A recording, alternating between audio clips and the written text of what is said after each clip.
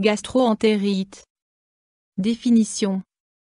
Gastro-entérite, une inflammation de la muqueuse de l'estomac, du côlon et de l'intestin grêle. La gastro-entérite aiguë est une inflammation de la muqueuse de l'estomac, du côlon et de l'intestin grêle.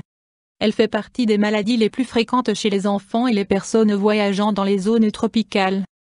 Cause. La gastro-entérite aiguë est généralement provoquée par des virus ou des bactéries.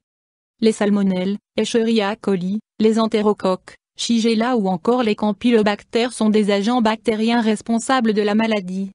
Chez les enfants en bas âge, la maladie est généralement déclenchée par des rotavirus.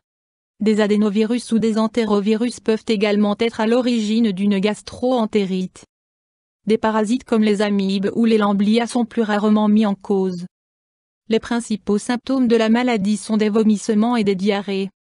En cas d'évolution sévère, les diarrhées peuvent même être sanglantes.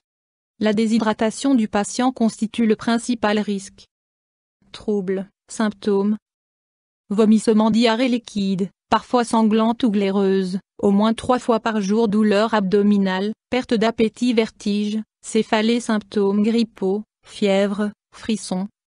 Signes d'une déshydratation, urine peu abondante, muqueuse sèche, perte de poids, perte de l'élasticité cutanée, formation d'un pli lorsqu'on maintient la peau soulevée entre 2 doigts.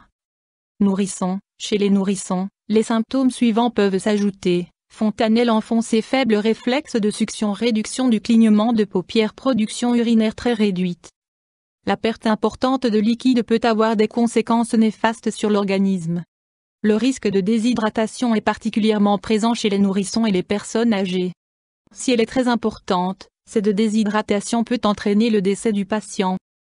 Examen, diagnostic. Les enfants de moins d'1 an doivent être suivis et traités par un médecin.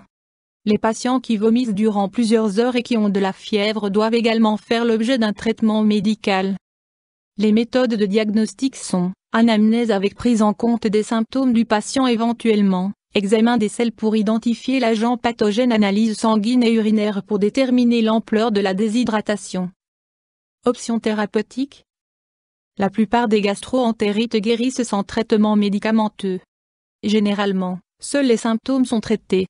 Le point le plus important consiste à remplacer le liquide perdu.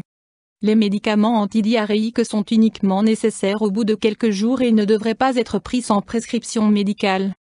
Les médicaments qui épaississent les selles ne sont pas recommandés car l'agent pathogène reste alors plus longtemps dans l'intestin. Les antibiotiques ne sont pas efficaces pour tous les agents pathogènes. Mesure générale: le point essentiel consiste à remplacer le liquide perdu. Pour éviter une déshydratation, il convient donc de boire 2-3 litres par jour. Les boissons recommandées sont l'eau, le thé, les jus de fruits fortement dilués, les soupes et les bouillies de riz. Les boissons gazeuses sont à éviter, sauf le Coca-Cola qui peut être consommé modérément de temps à autre. Les nourrissons, les personnes âgées ou les patients qui ne parviennent pas à garder de liquide doivent être traités médicalement. Dans tous ces cas, une hospitalisation est nécessaire. Recette pour une boisson antidiarrhéique: remplacement des électrolytes. Une boisson contenant des électrolytes permet de remédier rapidement et simplement à la perte de liquide d'électrolytes. 0,5 litre d'eau bouillie, une demi-cuillère à café de sel, 4 cuillères à café de glucose ou de sucre, un soupçon de jus d'orange pour le goût. Lorsque la diarrhée cesse, il est possible d'adopter un régime alimentaire léger et progressivement, de reprendre les habitudes alimentaires normales. Une nourriture facile à digérer, biscottes, soupe. Les bananes et les abricots sont de bonnes sources de potassium. Les chips ou biscuits apéritifs compensent la perte de sel. De manière générale, il convient d'éviter les plats riches en graisse, les sucreries et les jus de fruits non dilués. Chez les nourrissons, il est possible de diluer le lait avec du thé, tout d'abord dans les proportions 1:2.1, puis plus tard, 2:2.1. Complications possibles. Une perte massive de liquide peut provoquer une apathie, des crises de convulsions, voire des comas. Certaines bactéries comme les salmonelles peuvent également entraîner un empoisonnement du sang, une méningite ou des inflammations des articulations. En cas d'infection bactérienne, une hépatite concomitante avec ictère est aussi possible. Les amibes peuvent attaquer le foie ou d'autres organes du corps.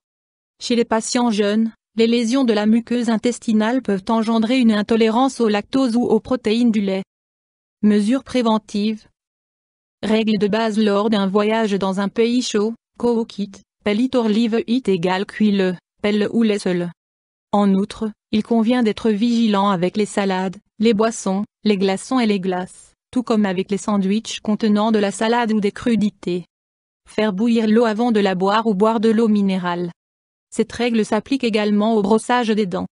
Il est possible de se faire vacciner contre le choléra et contre la fièvre typhoïde. Ne consommez ni de cru ou peu cuit, surtout en été, ni de volaille insuffisamment cuite, ni de fruits ou salades non lavées. Certaines maladies intestinales, par exemple provoquées par les salmonelles, sont très contagieuses. Des mesures d'hygiène très strictes sont de rigueur dans ce cas. Après un passage aux toilettes, il est impératif de se laver les mains. YouTube Dr Alabé